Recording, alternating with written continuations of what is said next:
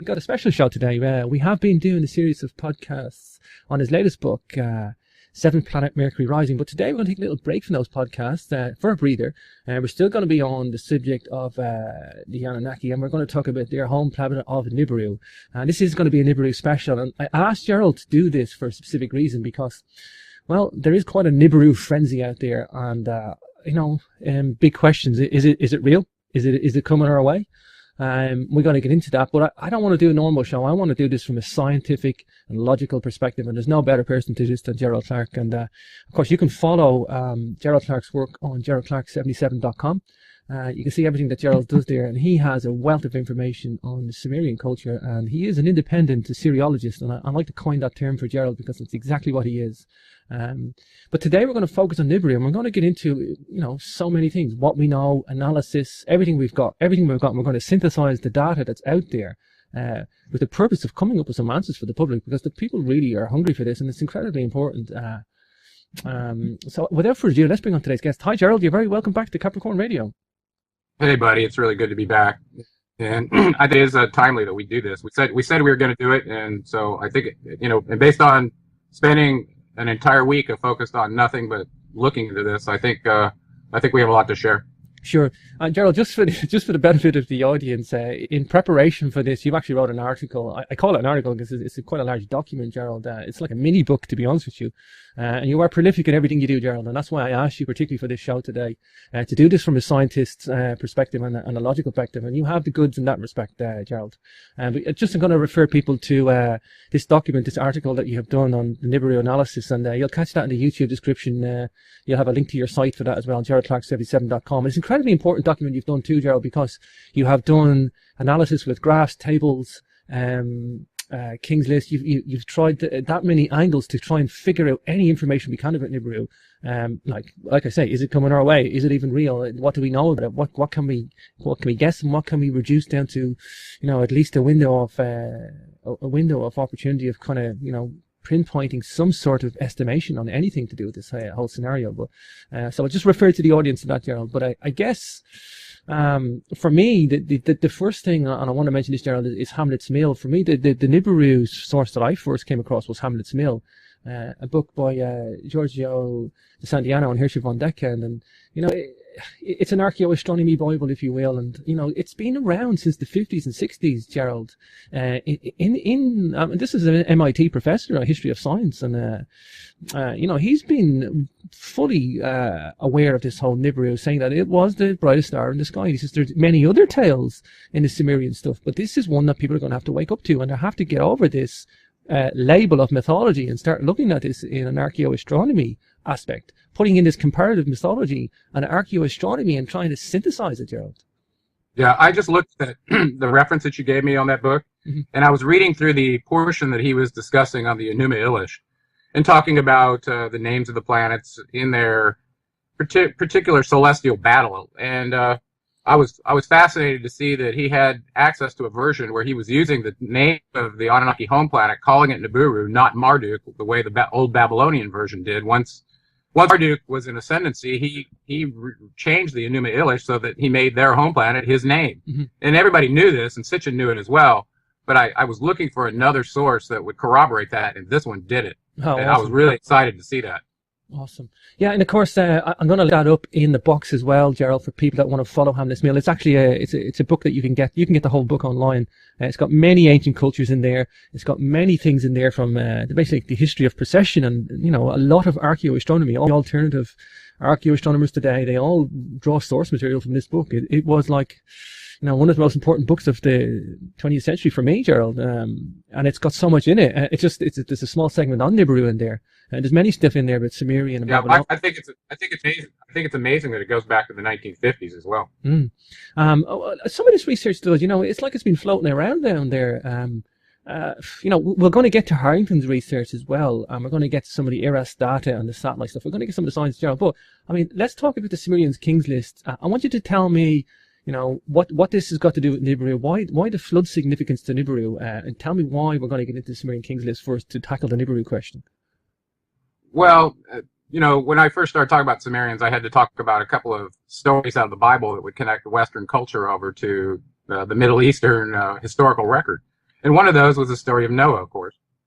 Well, in that story, everybody knows it ended in a flood. So people have tried to pin down when Noah's flood is to determine when that was, to use it as a marker point in history. Well, if it's true that that flood was caused by the passage of Nibiru, then you could use that point in time to say, okay, it passed here. Let's add another 3,600 years, 3,600, and see when's it going to come by again. That's the whole idea. Mm. So the reason the Sumerian Kings list is important is because it lists at the end of the first rulership, and it took 240,400 years. This is table 1 from the document I wrote.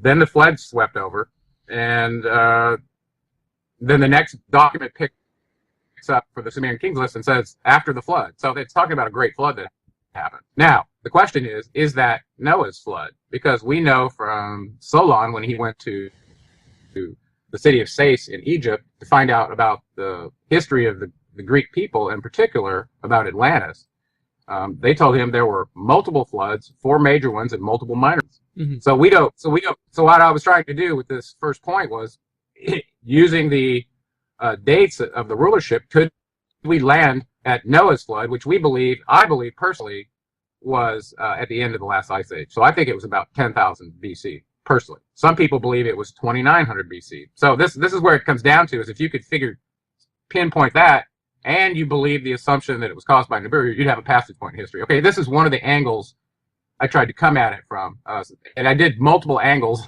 as any scientist would, to try to get to the truth here, and that's what's going to come out tonight, hopefully. And I was actually surprised at the outcome, so I'm actually very pleased. Just to let you know up front. Now, so I followed this. So what did I do? I said, well, Enki says he landed here between 450,000 years ago, according to Sitchin's timetable. And in some of the other sources, it could have been earlier, as early as 360,000 years ago. So I took the conservative one, 360,000 years, subtracted 240,400 from the first rulers from the Sumerian Kings list that ended with Ubaro Tutu. And I came up with, what did I come up with? 119,000, something like that. So it was 119,600 years. So I looked at that and said, well, that may have been a flood, but it certainly wasn't the 10,000 BCE. So I thought that was a dead end. Mm-hmm. Okay, so the thing that was in question there was, what was the actual date to use from Enki's arrival in order to start from prehistory and go forward to the flood. All right, so that was the first attempt. The next attempt was to go, okay, well, let's go after the flood, find a Sumerian king, because we have all their reigns, so we have the time that we could accumulate. Find a Sumerian king that was documented to be in the record so that we had a firm date in stone that he was actually a ruler there, and then work backwards to see what that time was for the flood. So I did that as well. And their total rulership for all the way to the point where they switched cities was 17,980 years, and that ended with Aga of Kish. Okay. So just prior to him was Enmebarajsi, and he served for 900 years. And according to this, he was the earliest ruler on the list that was confirmed independently from epigraphical sources. So I thought, okay, well, let's start from him, work backwards to the flood date that was given at the end of the first part of the king's list, and see where that landed us. Because so you just take 2,600 and start adding these dates of these previous rulers. So add 2,600 to about 16,000, and all of a sudden you see again you're not close to the 2,900 BCE flood that they claim, and also the one that we think happened at the end of the last ice age. Mm-hmm. So this is a problem with that approach, and so I found that as a dead end as well. From a scientific standpoint, it doesn't hold water. Sure. But they said there was a great flood there. So it looks like if you work backwards, and just using the last king on the list, that was 17,980 years. Let's call it 18,000 plus 2,600. So that would be almost 20,000 BC, which is way longer than the one that we were trying to work to. Mm-hmm, mm-hmm. Okay. So I really didn't. It really didn't help me that much. Now, it says that in 2,900 BCE, they did find a sediment layer all the way up to an area, I think it was Sapar. No, they found localized flooding at Shuruppak and other layers that they found, and they radiocarbon dated it to 2,900 BC. But this could have been one of the minor floods, too, so it doesn't really, it's not convincing to me. You know, I just read an article before I did the show, actually for a multitude of different reasons. I was doing Irish mythology, and there is a sunken, not a sunken city, there's a buried city on the west coast of Ireland that's been buried with flood deposit. It's some sort of a black mud or flood layer. Purported to be about 4000 BC, Gerald. It looks like there was a tsunami came in of some sort and hit the west of Ireland and buried a settlement there. Yeah, well, another piece of evidence I had from way back in history, it just came to me. When I was going back and forth to Turkey, I remember them finding this vessel in the Sea of Marmara that apparently had been washed there from a flood that came in through the north from the Black Sea that spilled over the Strait of Bosphorus and washed this vessel down into the bottom of the ocean there. And they also found a bunch of farmhouses at the bottom of the Black Sea. Maybe the thing never made it over the Strait of Bosphorus, but it was at the bottom of the sea, the Black Sea or the Sea of Marmara. And they dated when they thought this event happened. And it turned out to be approximately 10,000 BCE, which was, I'm sorry, about 10,000 years ago, which was about 12,000 BCE. And it turned out to be, at the end of the last ice age. So a lot of evidence shows that a lot of the waters all around the Mediterranean rose a significant portion around that same time. So I think that was the flood of Noah. And there's been multiple ones, though. So this planet is flood prone. Sure. It's an important line of inquiry for Nibiru, though, Gerald. I get why you start stuff like that, right. Because if Nibiru is coming close to us, we're going to get flood activity. We're going to get. It depends how close it crosses, though. If it's a planet after crossing, which is what it's described as, it depends how close it gets to us, Gerald. There's sometimes it comes past us in the orbit, and it doesn't affect us that much, though, Gerald. Is that correct? That's right. It really just depends on whether where the Earth is when it causes its disturbances with the sun. And so if whether it's on the leeward or the windward side, essentially, Sure. So if you're on the downwind side where the radiation can come off the sun and strike the Earth due to its interactions with Nibiru, then that's a real problem. On top of that, I guess one of the worst problems is the magnetic effect in causing the planet to wobble about its polar orbit, which would cause great disturbances on a watery planet, and that seems to be the ongoing historical record. Flood after flood after flood, whether it's a major or minor one. So it really is a function of, like you said, where Nibiru is when it comes through. Now, is there anything in the chronology, it's a vital line of research, Gerald, for these Nibiru passings, is there anything in the chronology that we can say is a definite? Well, I thought I had some definite points from my Sumerian readings before, and I was glomming on to 3760 BCE because it seemed like a very important one. I was going to go and look up the story that was connected to that to see if it had any legs. And I didn't get around to looking back at that one. But I thought, well, let me just put it in an Excel spreadsheet, assume that is the date, and start working it forward and see if it corroborates with anything else. And it really did not. It did not corroborate well with the Ice Age, end of the last Ice Age, or with changes we've been seeing. So I didn't get a good feel from that. Now, Sitchin did the same thing. I think he was about 1,000 years off from 3760. He was closer to 4700 BCE. He thought it crossed. Well, when I did the math on that one, it still was, 2,000 years away, or 200 years away before it actually would affect us if that was true. Mm-hmm. So that didn't jive with some of the other evidence that we had that we're going to talk about a little bit later. So hopefully, if somebody had a true orbital table from the past and said definitively, here is a crossing that Nibiru came through, the whole thing would be solved. You could easily look at the periodicity of the planet, even if it's plus or minus some number of years. On average, it would come around about the same time. Sure. So, let's get into the Enuma Elish. Here's one thing we do know. It's been, from our recorded history from, since the biblical times, we have not seen the kind of destruction that was assigned to this destroyer planet in Revelations called Wormwood, that apparently drug meteors down to the Earth and all the other destructive things that is described in Revelations that is affiliated with this planet. Mm-hmm. So we haven't seen that. So here we've gone, 2015 years or so and not seen it. So in the best case, we're not going to see it for another 1,045 years. Best case scenario. In the worst case, it actually transited within that time period previous to the biblical times, about 1500 BCE or so. Now, if that's true, then it's due right now. Okay, so I did a table in the document to play around with those kind of thoughts to see, what corroborates here. See the extremes of the situation.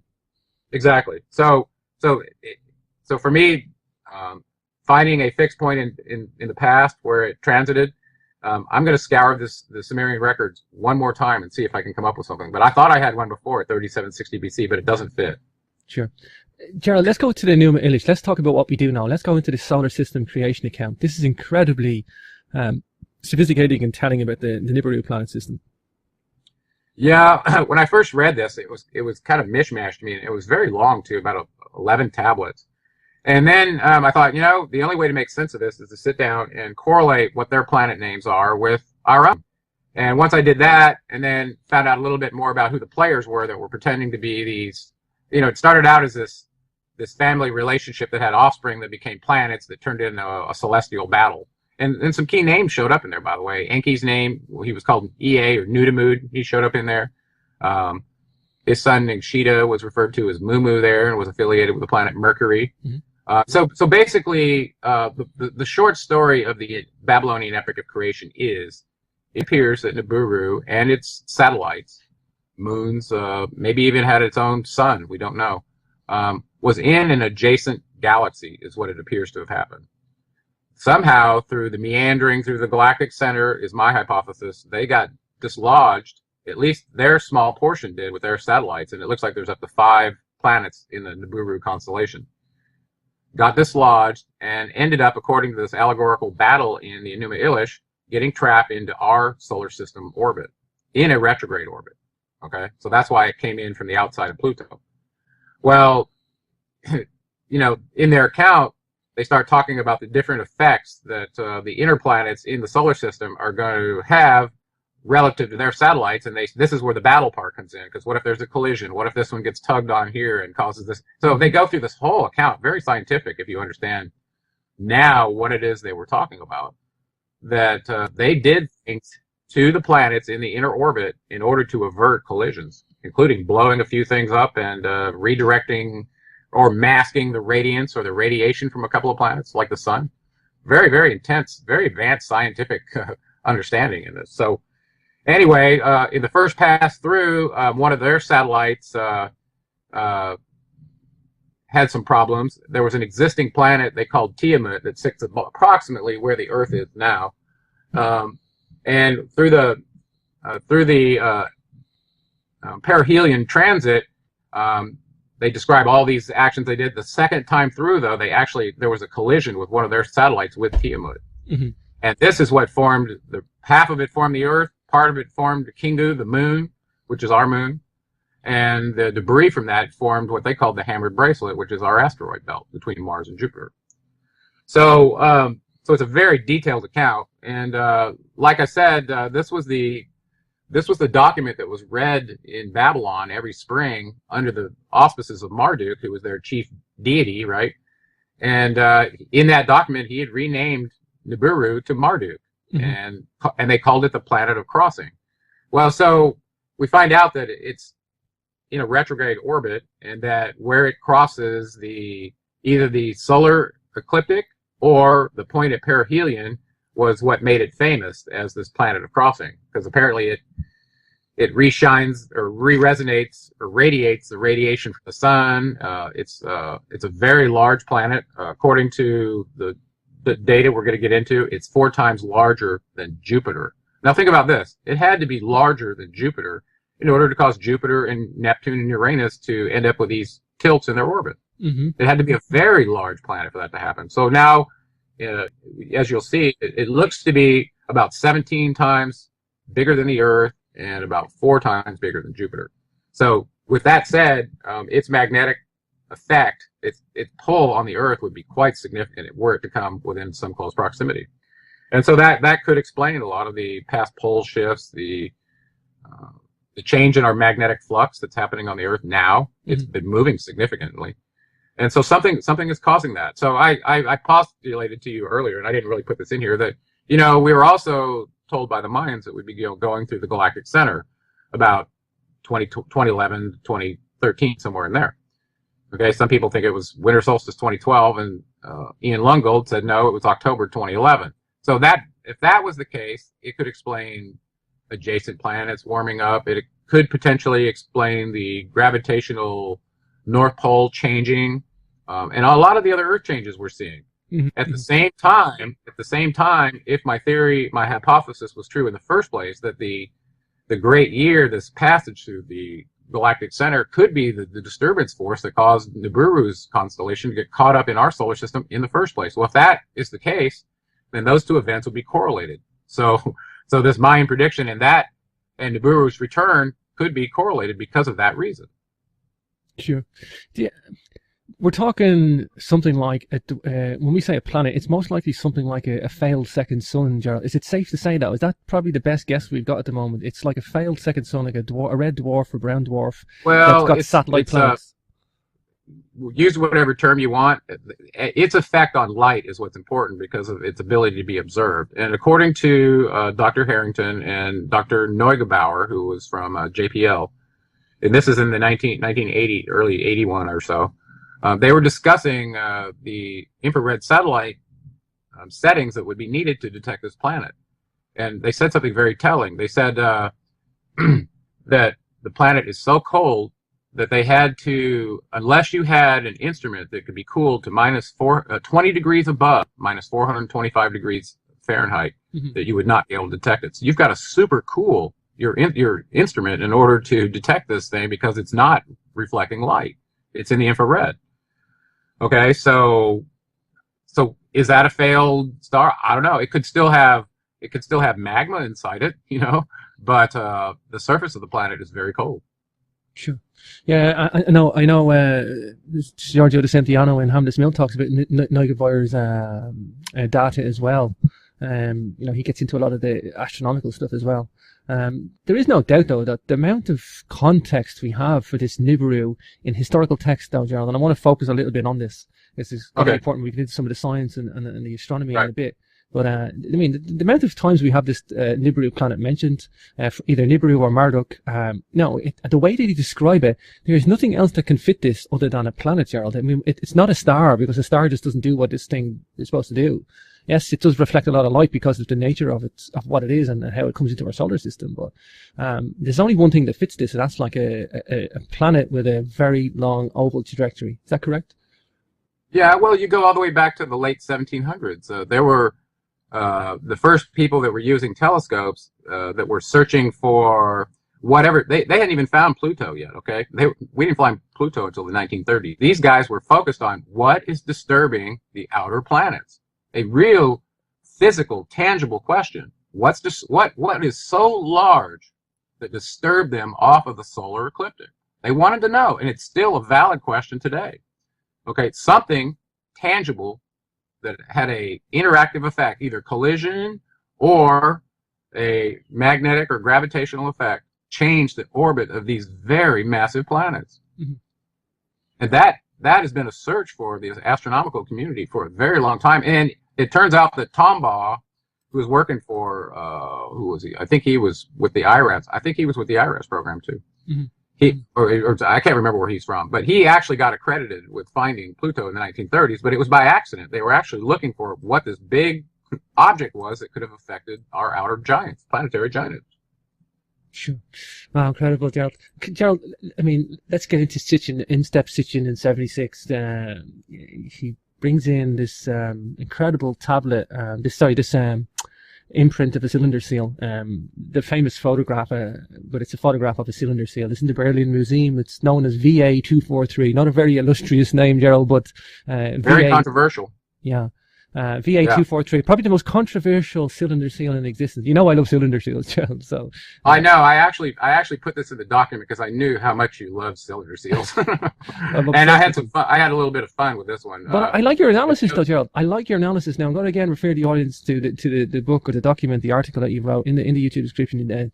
Get a copy of this because it's got all the pictures, tables, data, and the analysis all there. Very, very thorough document, Gerald. But I'll be honest, I mean, I just looked at this as just a pure picture, and it's only when I see the analysis that you've done, Gerald, with the relative sizes of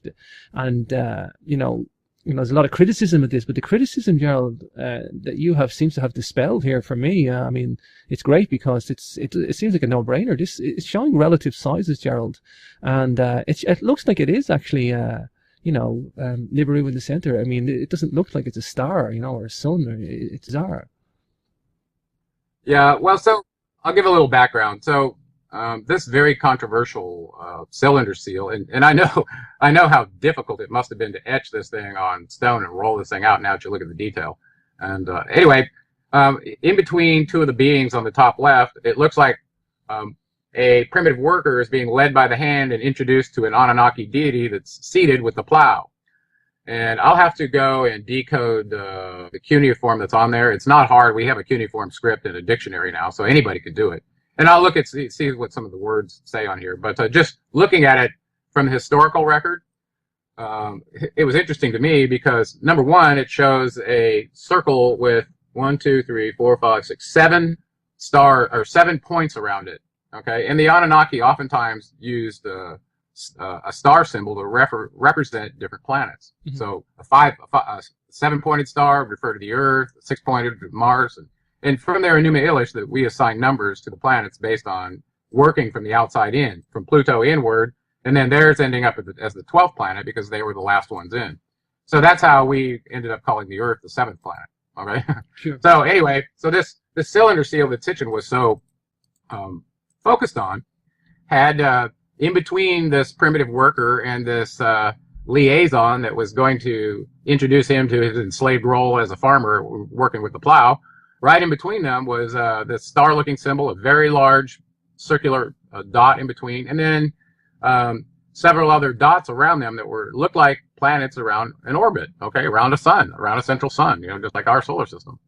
And so it turns out that Sitchin was very excited about that because there weren't just 9 planets, there were 10. So he believed that they were talking about an additional planet in our solar system that we hadn't accounted for, even in the 1930s when we found Pluto. Okay. So on the cylinder seal, it became controversial as to using it as a source, whether there was another planet out there or not. Okay. So he wrote about this in the 12th planet. This controversy, I don't know, kind of came to a head even more so after his death. But basically, what can we take these dots or these circles and this central sun-looking picture to mean?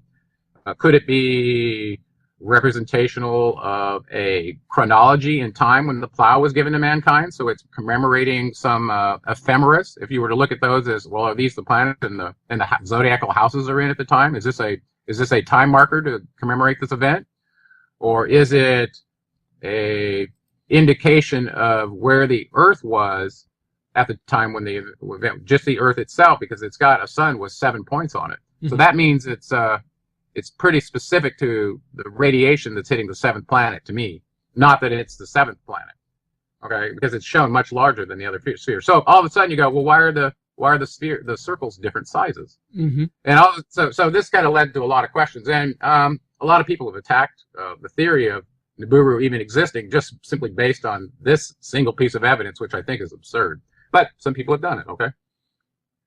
So I decided to, I don't know, take another look at this and see if there's anything else we could glean from what they were saying on this seal. See, is that, now there's a historical story that came from some of Sitchin's writings and others, that even in the Cain and Abel story from the Sumerians, we had Anunnaki siblings from the Enkiite and Enlilite clan interacting with them. For instance, according to the story, Abel, the son of Adam, there was Cain and Abel. Well, Abel was taught to do farming by Ninurta, which was Enlil's son. The warrior Ninurta was also known as Apollo.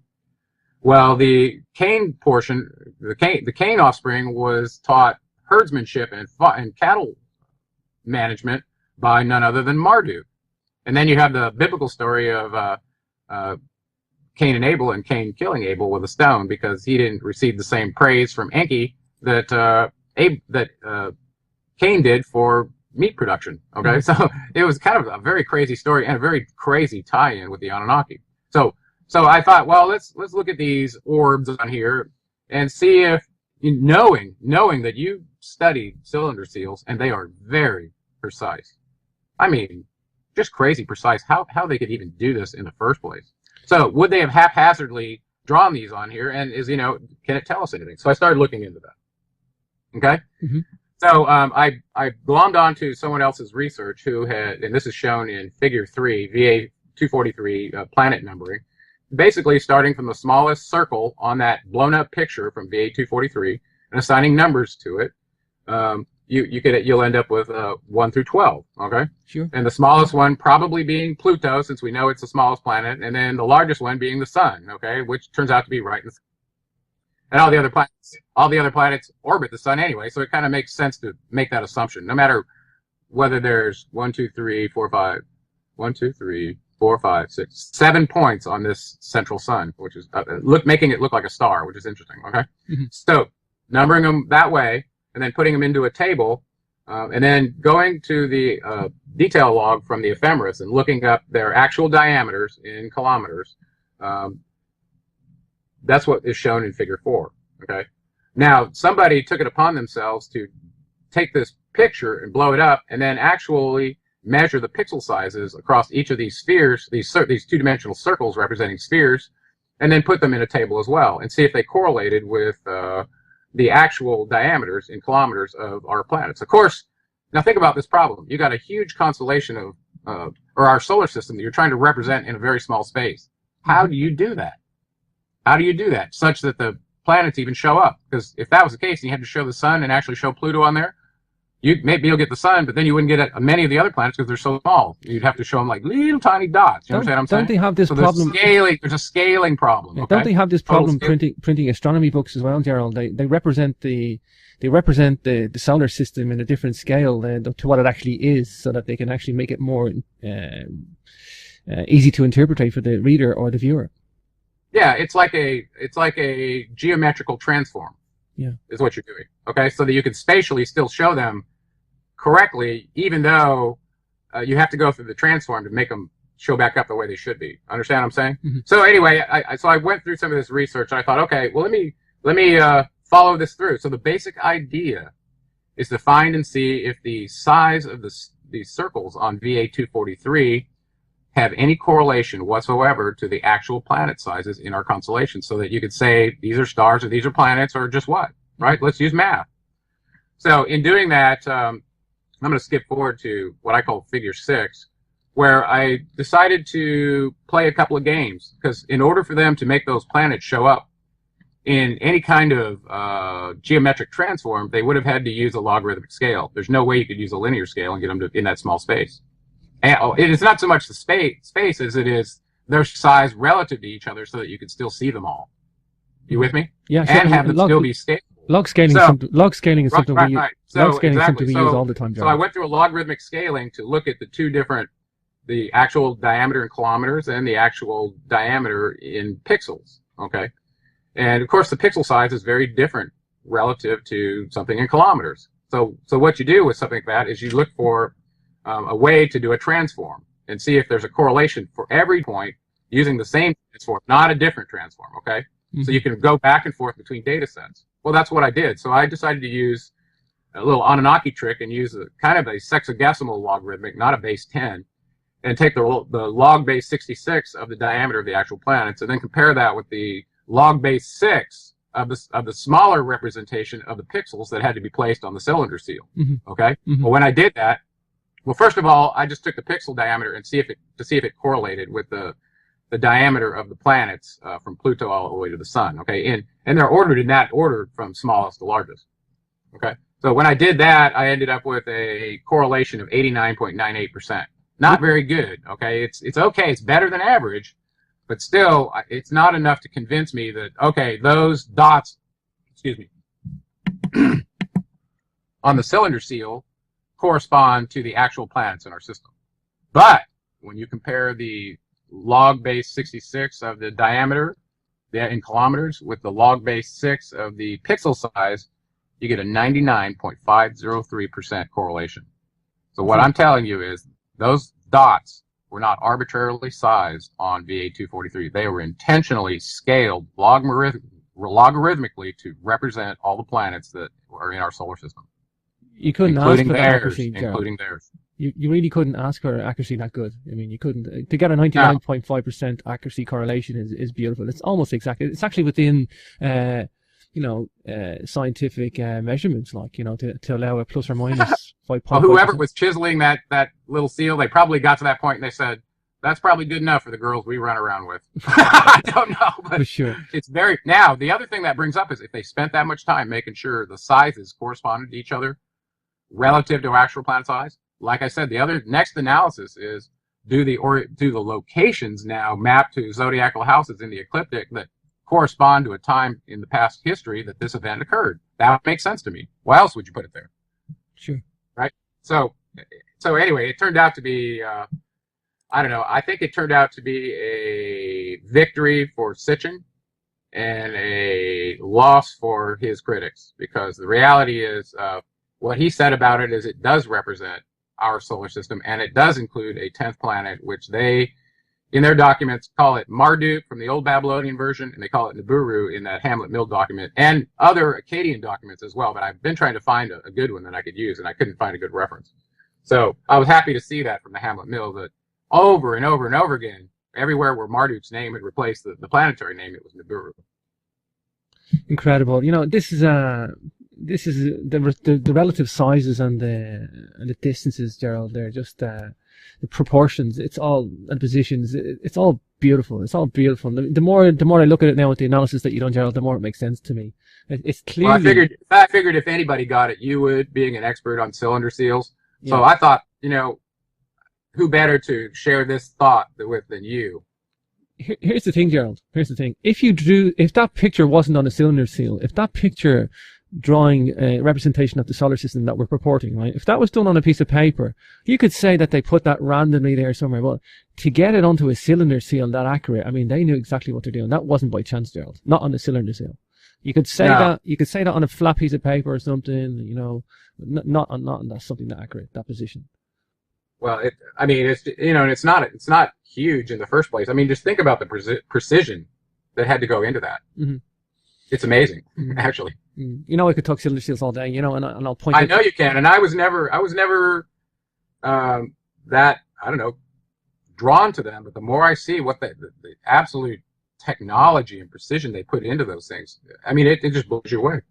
Just for the listeners, I showed Gerald a picture of a cylinder seal from the British Museum during the week there, made out of rock crystal, 9 out of 10 on the Mohs scale, showing the anatomy of animals sitting down with their legs bent, and you can see the muscles on the legs and how they bend their legs. And to draw any anatomy, whether it's human or animal anatomy, is incredibly hard to do in artistic expression, and especially hard to do in 3 dimensions, or embossing it into reverse embossing it into a piece of crystal. I mean, you need to cut that thing with diamond or crystal. It's incredibly sophisticated accuracy, down to millimeters of depth, so that it's imprinted into clay when it's rolled out. Like, these guys could do it, Gerald. I mean, you see the example. Well, it's impressive that not only did they do it in a reverse imprint, so you had to put ditches where the mounds were going to show up, but they did it in reverse. I mean, that's that's incredibly difficult. Sophisticated. Yeah. VA243, I'll let the listeners look that up in Google Images. You'll see the famed picture, and the analysis of this, Gerald, now, from what I've seen in your document, it's wonderful. It's wonderful to see that. It gives us a good foundation. Nibiru is real. Nibiru's there, and it's done to scale as well. I just want to mention John Matisse and Daniel Whitmire. I mean, these guys have suggested in '99 that there was a Planet X type body in the Oort cloud. And the bit that gets me, Gerald, is that these guys mention this thing as if it's something totally new. It's just this new idea, These guys, being astronomers, must be aware of Stitch's work. They must be aware of the existing Planet X mystery, the existing Nibiru case that's out there in the public domain. Of course, every astronomer out there is aware of this. They may not talk about it, but to come up with a Planet X as if it's just a new idea. But again, they've recently said that it's out there, and it's a failed second sun, and it's like people, I don't even know whether this stuff is disinformation or is it to take the eyes off the real Planet X Nibiru. But what's your thoughts on that, Gerald? It's pretty sure that there's something else. There's something else tugging on the planets. We know that. Yeah, I remember seeing their research, and it actually ended up on a documentary, I believe, in about 1999. And it was a retelling of the same stuff that had gone on with Sitchin and Harrington prior, but maybe because of the political environment, they were trying to rediscover it, reintroduce it under some other name, perhaps, or other venues, so that it was disambiguated from the past. I don't know what their motivation was, to pretend like it had never been discussed before. Yeah, they may have had maybe they had to do that for funding reasons. I don't know. Yeah, I just got a good point there. Maybe they did it for funding reasons, but no, I mean, there may be large icy bodies out there, but I don't think the fail second sun's out there in the Oort cloud. I think, yeah, I definitely think there's something tugging on the planets. We mathematically know it. Just for the listeners that are new to the Nibiru scenario, it's mathematically known that there's something tugging on the outer planets. There's something there, and it's not Pluto, because Pluto hasn't got the mass to do it. We know that. We know that mathematically. Well, that's how they find these planets. They mathematically know. Well, not only was it tugging on them, but it tugged on them so hard that they're displaced in their orbit. That's a point I want to re-emphasize. Okay, they got tugged on so hard, at least at one point, where their orbits are changed and they've never gone back. Okay, so this is a significant issue. It's like, and I'm sure we're going to get to it in just a minute when we talk about that, but it's not just a tugging. Okay, it's a real physical planar change. It's dislodging them. It's totally dislodging them. Yes. Wow. Now, and I'll reiterate, whatever it is, it couldn't have been Pluto, because it had to be so large to dislodge a planet that had to be smaller than it was. Okay, so whatever it came through, it had to be larger than Neptune and Uranus in order to have that happen. That means it's very large. I mean, Neptune and Uranus are big planets. I mean, this thing. Yes, they are. Yes, they are. If you're gonna dislodge them, you got a seriously big body out there, John. Yeah, just from a sizing standpoint, just real quick. The sun is 1,392,684 kilometers in diameter. Nibiru is shown at 226,973, and Jupiter, the next biggest planet, is at 142,984. So Nibiru is bigger than Jupiter, and it's bigger than Saturn, that's sitting at 120,536. Okay, so basically Nibiru looks like about 17 times bigger than the Earth, and it's more than 2 times bigger than Jupiter. Actually, it looks like almost 3 times bigger than Jupiter. Sure. Yeah. So it's a big planet. I mean, people aren't living on Nibiru. It's probably the satellite moons that they're living on, though, Gerald. Is that correct? Probably. Actually, they're probably on various planets throughout the solar system and other galaxies, doing the same thing, gathering resources and occupying the place, just like they did the planet Earth. Mm-hmm. Mm-hmm. Let's talk about Harrington. This is for me where the astronomy comes in now, Gerald. There's original analysis done by Harrington. We might even be able to expand on that later in the show, but let's talk about what we know about Harrington first, the Harrington background, and of course the famous IRAS satellite. Okay, well, I'll try to do this from memory. I have his video on my website where he met with Zecharia Sitchin in August of 1991, I believe it was. I'll have to look at that. Let me look just real quick and see if that's the date. August 30th, 1990. Harrington met with Sitchin, Washington, D.C. Now, he's the supervising astronomer of the United States Naval Observatory. Okay, he's a top dude. Okay, so here, apparently, according to him, in this video, he says about 1978 time frame, and Sitchin wrote his book 12th Planet in 1976, and somehow Harrington got a copy of it and had read the Enuma Elish closely, understanding that it appears in their celestial battle account that there was an intruder planet at the edge of our solar system, and in his mind he was, that's what disturbed Neptune, Uranus, and blah blah blah, right? The hidden mystery planet that was large enough that could do this. This is what he was looking for, just like all these guys were. Okay. Mm-hmm. So this was about 1978 time frame. Now he says after meeting with Sitchin, looking at his orbital chart, they basically conferred, nodded, and said, yeah, that's the same planet that you've talked about in your 12th planet that we're looking for. And instead of where you've got your orbital diagram drawn in these zodiacal houses, if you take into account the precession that's happened since biblical times, it would be right here. And he showed him a diagram, and I put that in the document, okay? Now, I didn't think much about that document, and I'll tell you a little bit more about what I did with it in just a second. So Harrington took some action based on this information that he corroborated with Sitchin. And he said 6 months after he had gotten this information in his head, he had actually commissioned Voyager 1, Voyager 2, and then Pioneer 10 and 11. So Pioneer 10, if you see this diagram that he showed in his orbital chart when they were discussing, Pioneer 10 was positioned at the perihelion point to see any planet that came in around the sun on the backside where the Earth might be shielded from it, or couldn't see it because of the brightness of the sun. Pioneer 11 was placed at the location that Harrington believed Nibiru would be coming in its retrograde orbit from the south, and he split the orbital pattern with Pioneer 11. So it was looking in a way where it could see it coming or going. But with Voyager 1 and Voyager 2, he put those at the aphelion and perihelion inbound and outbound locations exactly on the zodiacal house, one looking out and one looking in. So it's very, very telling about where they were putting these instruments and what they were looking for. Okay, and this shows up on the diagram, and I think that's so interesting. So what else could we tell from this interaction with these two?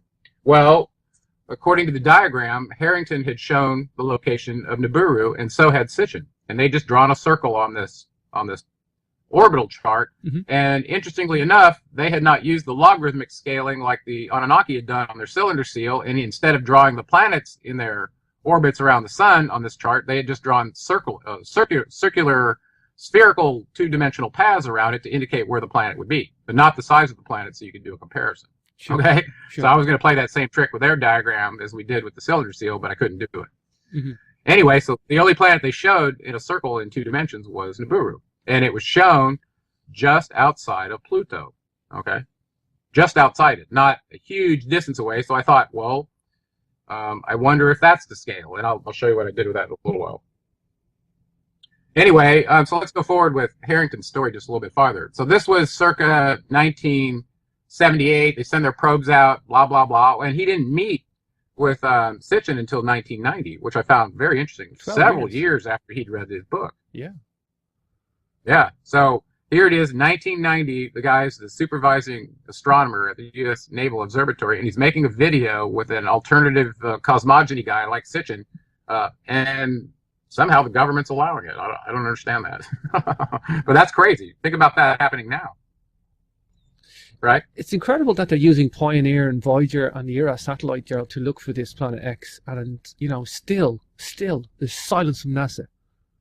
Silence. Yeah. So in my figure 9 in this document, I showed the viewing range, or the field of view for Pioneer 11 and Voyager 2.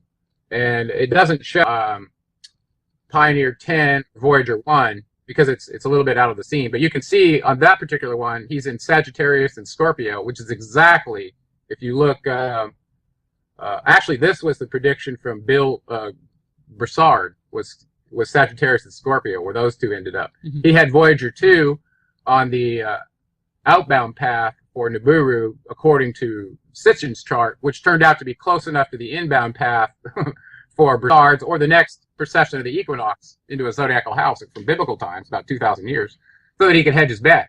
So basically, they hedged their bet on whether it was in the next zodiacal house or the one after it, and how they placed their probes. So you can clearly see Harrington's hand here, just as he said, in going out and taking definitive action to find this thing. So, yeah. So what do we know? In 1981. The first article came out. Are we ready to talk about that? Or actually, well, let's talk a little bit more about Harrington. No, let's do this, and then we'll go back to Harrington, because in 1991 was the next big event. So 1981, the first article showed up in the newspaper talking about this 10th planet. And this was in the Detroit News, January 16th, 1981. Sure. Now, so it says 10th planet, Pluto orbit says yes. Okay, well, it wasn't just Pluto's orbit, but it was Neptune. It was the big planets as well. Yeah. So I tried to read this article, but I couldn't find a legible version of it online. Are you with me? Yeah, I must still be in like the libraries and the archives there. Oh, sure. So anyway, I did find another article. There were several other articles that came out in the same year. So there was another one that came out in the New York Times, January 30th, 1981, where they're talking about Harrington and Planet X. And in this one, there was something that was legible that I could see that I kind of focused in on. And then the Washington Post one with Thomas O'Toole was even better. And it came out 2 years later, 1983. Well, anyway, in 1981, the New York Times, Harrington states that he thinks Planet X is 5 billion miles outside of Pluto's orbit. And that must be at the time that he was looking, so 1981. Yeah. Okay.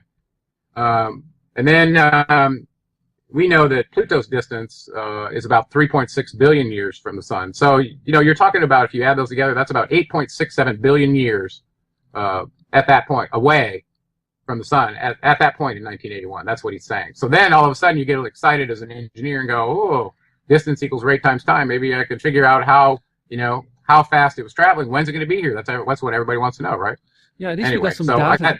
So that stuck in my mind, though, that he had assigned a distance to it. That means from this IRS data that they gathered, he thought it was 5 billion miles. Okay, now in this next article, the Washington Post, by Thomas O'Toole, the next major character shows up that I think is very important to this story, and his name's Dr. Jerry Neubauer, and he was the IRAS chief scientist for California's Jet Propulsion Laboratory, and he was the director of the Palomar Observatory for Caltech, where my kids in college there. Okay, so he's an important dude. He's got his fingers on the data from the IRAS satellite, the one that had to be super cooled, right, to detect this thing. So he shows up in this article, and he's almost like he's in disagreement with Harrington, and it's interesting because he says he thinks it's 50 billion miles away, not 5 billion outside of Pluto. Okay, so there's contradiction number one. Okay, and additionally, he stated that he was trying to douse any fears by saying that it's not inbound. Okay, but at the same time, one of the other scientists said that even if it's 50 billion miles that close to the Earth, then it's part of our solar system, is what he was saying. Sure. So this was a guy named James Houck from Cornell University. Okay, so these are serious scientists talking about this. This is not conspiracy theory stuff. This is just pure scientific data from the IRAS satellite in 1981. Okay. Now, what's interesting is they were clever enough to say, well, is it moving or not? So in order to do that, you've got to take two measurements. And they call it the blink method, right? You take one and wait some period of known time and take another one and then come up with the delta x and the delta time, and you can come up with the speed, change in x over change in time. Sure. Okay, so apparently Harrington waited 6 months after his first measurement to take a picture of this from the IRAS. Okay, so they had a really good blink. Okay, and this is where Neubauer comes up and says it's 50 billion miles away, and talks about all the super cooling they had to do to get the picture. And then he says something very significant. He says it's not incoming. Neubauer said, I want to douse that idea with as much cold water as I can. Now, why would he say such a thing if they had just taken the blink method of it, but didn't discuss anything about the data? That's very curious to me. So it's murky. It's very, very murky to do that. Yeah. So I don't know what role this guy was playing. He almost seems to have been playing a little bit of a disinformation role. Whoever this guy was put in a position to have access to this data directly from the IRAS scope. Okay, but the bottom line is none of them disagreed that they had found something very large.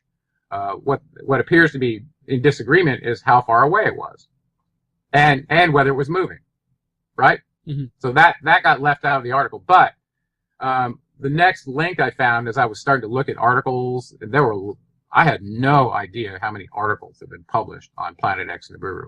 By the way, I gave you a link on this in this section. It's on page 25. Sure. It goes all the way back to the 50s, and there are hundreds of articles, not just 5 or 6. There are hundreds. I got through a couple, Gerald. I got through a couple. There's so many. I mean, it's mind-blowing. There's so many. So the idea that there's something tangible at the end of the universe that's disturbing big planets is so physical and believable to people that it's been a focal point for investigation for a very long time. Okay, that's not new. Okay, so I wanted to finish up with that. Now, so we got to 1981. There were several more articles. Almost every year you see in that link that I gave you, talking about Planet X updates. Well, it turned out there was some real disinformation going on in the year 1991. But it turns out that was the year also right after Harrington had done this interview with Sitchin, apparently he went off to this place in New Zealand that we looked up. Do you remember where that was in New Zealand? Black Birch, I think it was. Right. So he took an 8-inch telescope there on his own to go see if he could actually get personal images using the blink method, like we were describing here, 2 different measurements at different times, and then seeing if it had moved and how fast it was moving. Well, let's think about that for just a second. Number one, he was so convinced by the IRS data that this thing is inbound and that it's within the distance that he could see it from the southern hemisphere, or looking from New Zealand south. He believed it was in the constellation Libra, coming in near Cassiopeia. Mm-hmm. Okay, so in the diagram I showed Google Earth where that was. Okay, so it coincides with this southern path that Harrington believed in as well, but he added his precessional updates to make it more accurate. And Sitchin did not disagree with him, by the way, when he said that. Mm-hmm. Okay, so here he is in New Zealand, and I don't have the article in front of me, but he went there to get data, and he was due back to release this data at a conference in the United States when he came back. Well, apparently he never came back and died suddenly of throat cancer there in New Zealand with his 8-inch scope. Now think about that, the just audacity of a cancer killing somebody that quickly, getting on an airplane, going over there, not talking about being a victim of cancer and all of a sudden just dying from it within a short period. I just don't buy it. I don't buy it. So very, very, very significant red flags in the demise of Harrington and what he was doing relative to this planet that had been discovered. Mm-hmm. Listen, he was the supervising astronomer. He came back with his personal data that probably got absconded with through whatever forces were controlling the IRS data directly. Mm-hmm. It looks like he was headed off the path and he was not allowed to share that. But what I want you to take away from that is if he was able to take an 8-inch scope and potentially see it inbound to the point where it goes into perihelion with the sun, where it basically goes behind the sun, you can't see it. If he was able, his belief that he could go someplace and look south and see this for some period of time, and apparently this was one of the few places on the planet, according to him, based on the thickness of the atmosphere and several other issues, that he could actually see it.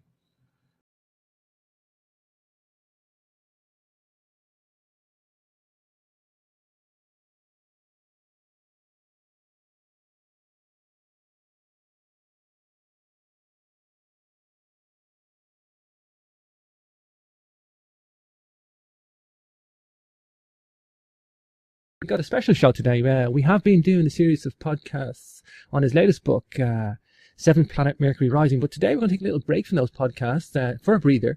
We're still going to be on the subject of the Anunnaki, and we're going to talk about their home planet of Nibiru. This is going to be a Nibiru special, and I asked Gerald to do this for a specific reason because, well, there is quite a Nibiru frenzy out there, and big questions. Is it real? Is it coming our way? We're going to get into that, but I don't want to do a normal show. I want to do this from a scientific and logical perspective, and there's no better person to do this than Gerald Clark. And of course, you can follow Gerald Clark's work on geraldclark77.com. You can see everything that Gerald does there, and he has a wealth of information on the Sumerian culture, and he is an independent Assyriologist, and I like to coin that term for Gerald because it's exactly what he is. But today we're going to focus on Nibiru, and we're going to get into, so many things, what we know, analysis, everything we've got, and we're going to synthesize the data that's out there with the purpose of coming up with some answers for the public, because the people really are hungry for this, and it's incredibly important. So without further ado, let's bring on today's guest. Hi, Gerald. You're very welcome back to Capricorn Radio. Hey, buddy. It's really good to be back. And I think it is timely that we do this. We said we were going to do it, and so I think, and based on spending an entire week of focused on nothing but looking into this, I think we have a lot to share. Sure. Gerald, just for the benefit of the audience, in preparation for this, you actually wrote an article. I call it an article because it's quite a large document, Gerald. It's like a mini book, to be honest with you. And you are prolific in everything you do, Gerald. And that's why I asked you, particularly for this show today, to do this from a scientist's perspective and a logical perspective. And you have the goods in that respect, Gerald. And I'm going to refer people to this document, this article that you have done on the Nibiru analysis. And you'll catch that in the YouTube description. You'll have a link to your site for that as well, geraldclark77.com. It's an incredibly important document you've done too, Gerald, because you have done analysis with graphs, tables, King's List. You've tried that many angles to try and figure out any information we can about Nibiru. Like I say, is it coming our way? Is it even real? What do we know about it? What can we guess, and what can we reduce down to, at least a window of opportunity of kind of, pinpointing some sort of estimation on anything to do with this whole scenario. But so I'll just refer to the audience in that, Gerald. But I guess for me, the first thing, and I want to mention this, Gerald, is Hamlet's Mill. For me, the Nibiru source that I first came across was Hamlet's Mill, a book by Giorgio de Santiano and Hirschi von Decken, and it's an archaeoastronomy Bible, if you will, and it's been around since the 50s and 60s, Gerald. This is an MIT professor on history of science, and he's been fully aware of this whole Nibiru, saying that it was the brightest star in the sky. He says there's many other tales in the Sumerian stuff, but this is one that people are going to have to wake up to, and they have to get over this label of mythology and start looking at this in an archaeoastronomy aspect, putting in this comparative mythology and archaeoastronomy and trying to synthesize it, Gerald. Yeah, I just looked at the reference that you gave me on that book, and I was reading through the portion that he was discussing on the Enuma Elish and talking about the names of the planets in their particular celestial battle. And I was fascinated to see that he had access to a version where he was using the name of the Anunnaki home planet, calling it Nibiru, not Marduk, the way the old Babylonian version did. Once Marduk was in ascendancy, he changed the Enuma Elish so that he made their home planet his name. And everybody knew this, and Sitchin knew it as well. But I was looking for another source that would corroborate that, and this one did it. Oh, and awesome. I was really excited to see that. Awesome. Yeah, and of course, I'm going to link that up in the box as well, Gerald, for people that want to follow Hamlet's Mill. It's actually it's a book that you can get. You can get the whole book online. It's got many ancient cultures in there. It's got many things in there from basically the history of precession and a lot of archaeoastronomy. All the alternative archaeoastronomers today, they all draw source material from this book. It was like one of the most important books of the 20th century for me, Gerald. And it's got so much in it. There's a small segment on Nibiru in there. And there's many stuff in there about Sumerian and Babylon. I think it's amazing that it goes back to the 1950s as well. Some of this research does, it's like it's been floating around down there. We're going to get to Harrington's research as well, and we're going to get to some of the IRAS data and the satellite stuff. We're going to get some of the science, Gerald. But let's talk about the Sumerians' King's List. I want you to tell me, what this has got to do with Nibiru. Why the flood significance to Nibiru, and tell me why we're going to get into the Sumerian King's List first to tackle the Nibiru question. Well, when I first started talking about Sumerians, I had to talk about a couple of stories out of the Bible that would connect Western culture over to the Middle Eastern historical record. And one of those was the story of Noah, of course. Well, in that story, everybody knows it ended in a flood. So people have tried to pin down when Noah's flood is to determine when that was, to use it as a marker point in history. Well, if it's true that that flood was caused by the passage of Nibiru, then you could use that point in time to say, okay, it passed here. Let's add another 3,600 years, 3,600, and see when's it going to come by again. That's the whole idea. So the reason the Sumerian King's List is important is because it lists at the end of the first rulership, and it took 240,400 years. This is table 1 from the document I wrote. Then the flood swept over, and then the next document picks up for the Sumerian King's List and says after the flood. So it's talking about a great flood that happened. Now, the question is that Noah's flood? Because we know from Solon, when he went to the city of Sais in Egypt to find out about the history of the Greek people, in particular about Atlantis, they told him there were multiple floods, 4 major ones and multiple minor ones. So what I was trying to do with this first point was using the dates of the rulership, could we land at Noah's flood, which I believe personally, was at the end of the last ice age. So I think it was about 10,000 BC, personally. Some people believe it was 2,900 BC. So this is where it comes down to, is if you could pinpoint that, and you believe the assumption that it was caused by Nibiru, you'd have a passage point in history. Okay, this is one of the angles I tried to come at it from. And I did multiple angles, as any scientist would, to try to get to the truth here. And that's what's going to come out tonight, hopefully. And I was actually surprised at the outcome. So I'm actually very pleased, just to let you know up front. Now, so I followed this. So what did I do? I said, well, Enki says he landed here between 450,000 years ago, according to Sitchin's timetable. And in some of the other sources, it could have been earlier, as early as 360,000 years ago. So I took the conservative one, 360,000 years, subtracted 240,400 from the first rulers from the Sumerian kings list that ended with Ubaru Tutu. And I came up with, what did I come up with? 100, I think 119,000, something like that. So what? So that, oh yeah, it was 119,600 years. So I looked at that and said, well, that may have been a flood, but it certainly wasn't the 10,000 BCE. So I thought that was a dead end. Mm-hmm. Okay, so the thing that was in question there was what was the actual date to use from Enki's arrival in order to start from prehistory and go forward to the flood. All right, so that was the first attempt. The next attempt was to go, okay, well, let's go after the flood, find the Sumerian king, because we have all their reigns, so we have the time that we could accumulate. Find a Sumerian king that was documented to be in the record so that we had a firm date in stone that he was actually a ruler there, and then work backwards to see what that time was for the flood. So I did that as well. And their total rulership for all the way to the point where they switched cities was 17,980 years, and that ended with Aga of Kish. Okay.